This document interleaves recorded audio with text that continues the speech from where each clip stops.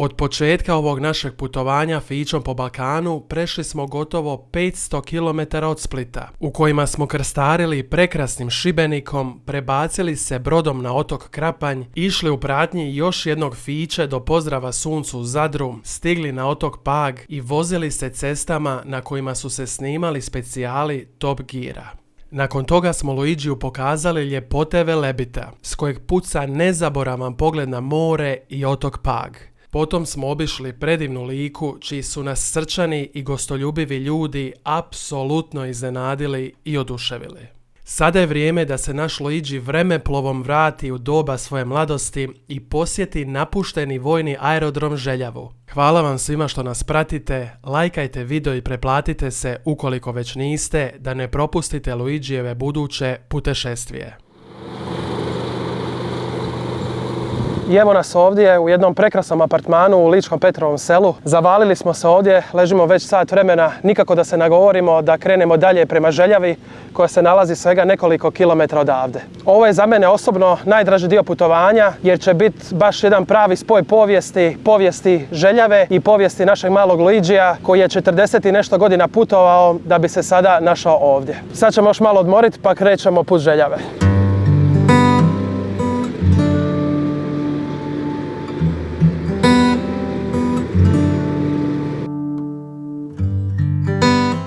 Ok, koliko to meni mrsko bilo, mislim da je vrijeme da se pokrenemo.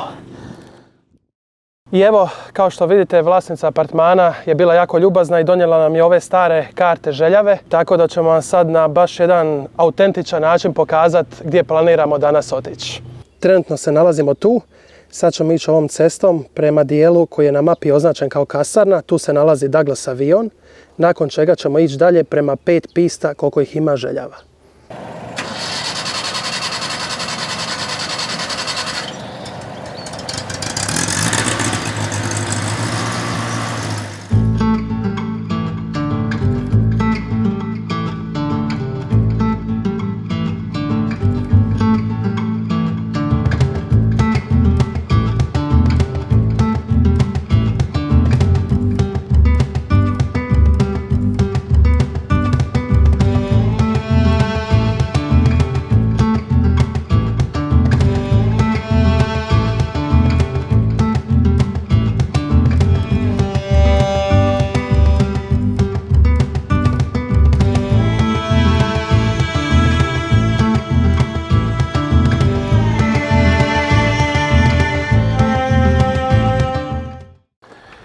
I evo ovdje na samom ulazu u Željavu nalazi se ovaj avion koji se zove Douglas C-47, kojeg je Tito nakon Drugog svjetskog rata dobio kao poklon, koji je služio za desant padobranaca i za prijevoz robe, a za prijevoz robe se koristi i dan danas u Africi.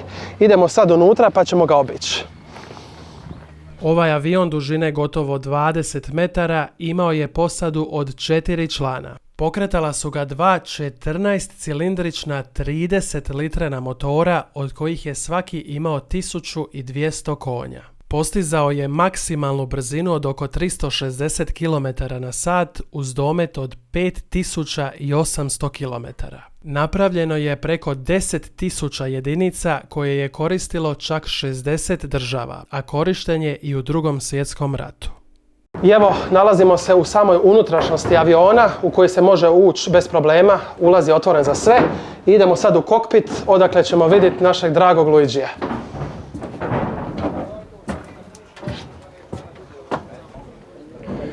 Idemo sad prema napuštenim pistama i tunelima. Jel ovom smjerom moram ići? Aha, znači samo to, ok, shvatio sam.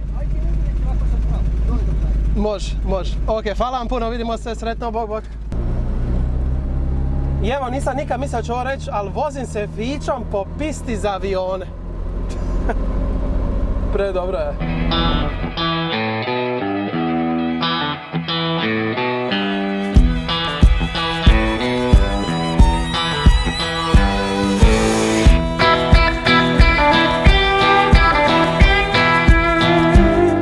Iskren budem, ne znam hoću li više ikad biti u prilici voziti fiću po pisti za avione. Tako da ovo je definitivno jedno unikatno iskustvo i drago mi je da smo došli ovdje, da smo vidjeli taj djelić povijesti i sad za kraj idemo obići napuštene vojne tunele. Vojni aerodrom Željava je mega projekt svog vremena, a koji se nalazi kod istoimenog sela Željave na samoj granici sa Bosnom i Hercegovinom u blizini Bihaća. Prema današnjem stanju, podzemni dio pista 4 i dijelovi pista 1 i 3 pripadaju Republici Hrvatskoj, a piste 2 i 5 se nalaze na području Bosne i Hercegovine i pripadaju gradu Bihaću. Ovaj kompleks mogao je smjestiti čak 58 zrakoplova tipa MiG-21 u podzemni dio širine oko 14 metara i visine između 8 i 10. Ukupna dužina podzemnih tunela bila je oko 3500 metara. Baza se opskrbljivala kerozinom vlastitim cjevovodom iz smjera Bihaća, dugim preko 10 km koji je bio potpuno vojno osiguran. Cijela baza mogla je biti autonomna čak mjesec dana. Imala je svoju električnu, vodovodnu i kanalizacijsku mrežu te 2 rezervne dizel električne centrale. Prostorije su bile odvojene sa 56 teških pancirnih vrata, a baza je imala svoj razglasni sustav i video nadzor. Cijena izgradnje ovog mega projekta nije poznata do dan danas, ali postoje projekcije prema kojima je gradnja ovog kompleksa koštala nevjerojatnih 5 milijardi dolara. Korigirano za inflaciju, ekvivalentni iznos danas bi bio čak 10 milijardi dolara. To je desetka sa toliko nula iza sebe da je teško i percipirati o kojoj se cifri točno radi. Pa usporedbe radi, Kinezi su za Pelješki most uzeli oko 300 milijuna eura, što znači da je gradnja Željave došla jednako kao da je sagrađeno 30 visećih mostova dužine 2,5 km. I dan danas šetnja ovim tunelima oduzima dah i izaziva strahopoštovanje, unatoč tome što su razrušeni i napušteni. Neki lokalci su mi spomenuli da se tu znaju skrivati divlje životinje, a na internetu se spominje i da su dijelovi tunela zagađeni i onečišćeni PCB spojevima opasnima po zdravlje, pa čak i radioaktivnim americijem 241 koji se nalazio u stotinama ionizacijskih detektora dima koji su bili postavljeni po stropovima tunela.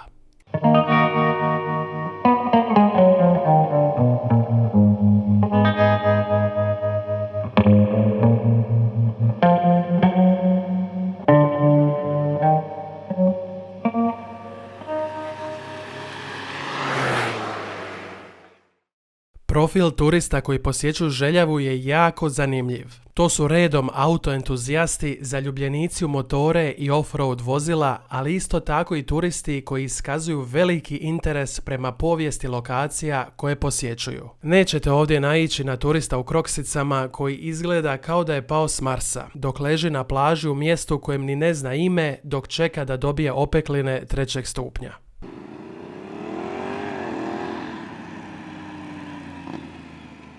I taman kad sam pomislio da će muke s paljenjem fiće biti jedini problem na ovom putovanju, odjednom je na nekih 10 minuta bilo nemoguće ubaciti u 4. brzinu.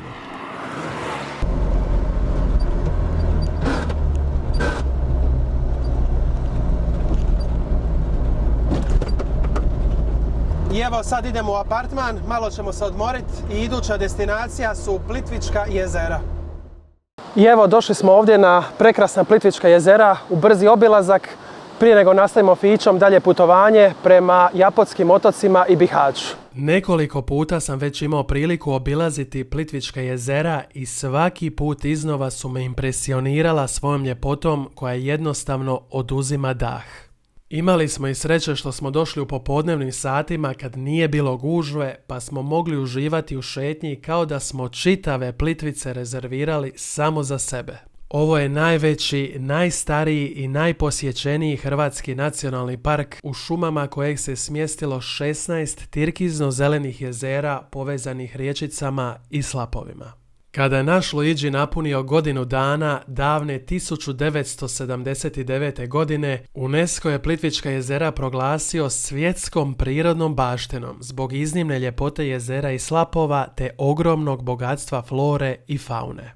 Hvala što ste pogledali cijeli video, lajkajte ga, pretplatite se i pratite nas i u idućem, u kojem će naš Luigi po prvi put u 46 godina svog postojanja postati internacionalni turist. Prelazi granicu i ide u Bosnu i Hercegovinu, točnije u obilazak Bihaća i Japotskih otoka.